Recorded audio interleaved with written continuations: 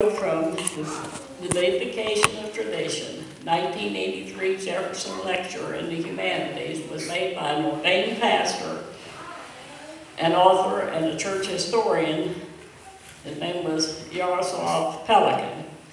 Another of his quotes was, "Take what you have inherited from your fathers and work to make it your own."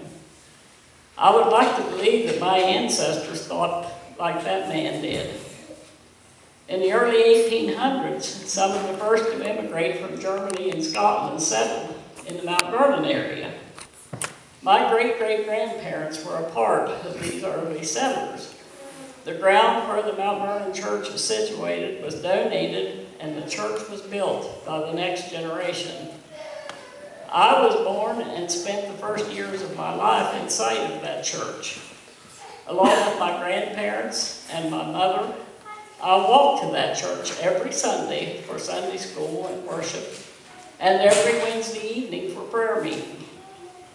I know that the faith of all of these folks had a profound effect on my mother, but a few years later, after the family home burned to the ground up there, her family all pretty much moved to Reedsville. They continued to go to church at Mount Vernon until the grandparents were gone. My mother didn't drive, so we started coming to Reedsville. My first memories of a Bible school was here in the Reedsville Church. Even though she was only here about 15 years, she got involved in a little bit of everything in this church. And two of the few people that do remember her were Ada and Keith McBee. They were in her Sunday school class when she passed on. I'm not sure, it was the first, second, and third grade class, so I don't know just how old they were, but they were in one of those classes. My memory of her faith is still very powerful to me after 44 years. And I'm certain to my children, she spent a lot of time with them. I was an only child, so 5 of them really kind of overwhelmed her for a while. But her faith, and the faith that she passed on to us, I consider a living faith of the dead. It is very much tradition to all of us. On March 20th, 1915, my mother, Hazel Brown, was born. And 58 years later, on March 20th, 1973, she suddenly left us. She went to be with her Heavenly Father. This is unusual for someone to be born and die on the same day, but it seemed my mother was always doing something unusual. As I said, I was an only child, but I always kind of thought that was to my advantage. Because being the only one, I had the advantages of having her with me all the time, teaching me how to work and how to do things. And it didn't do a bit of good for me to say I didn't know how to do something, because her first words would be, "Well, you're not going to learn any younger." And then I had to get busy learning. And I worked right alongside of her. She also spent a lot of time with my 5 kids. They took turns coming to stay with Grandma Brown.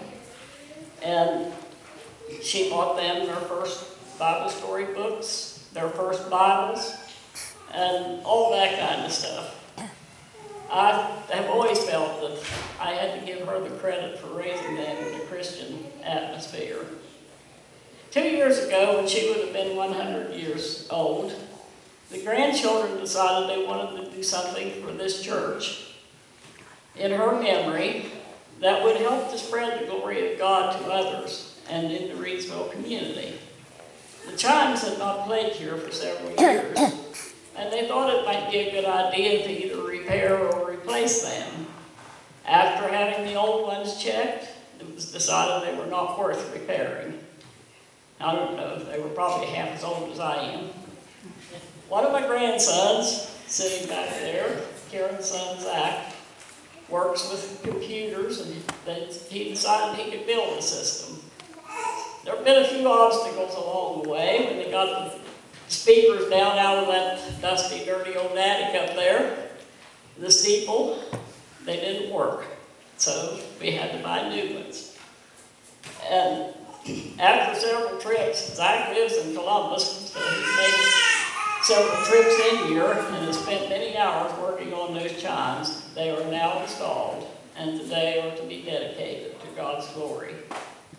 It is my prayer and prayers of the family, I'm sure, that the tradition of the faith of Hazel Brown lives for several more generations after us, because I've done my best to keep those generations going.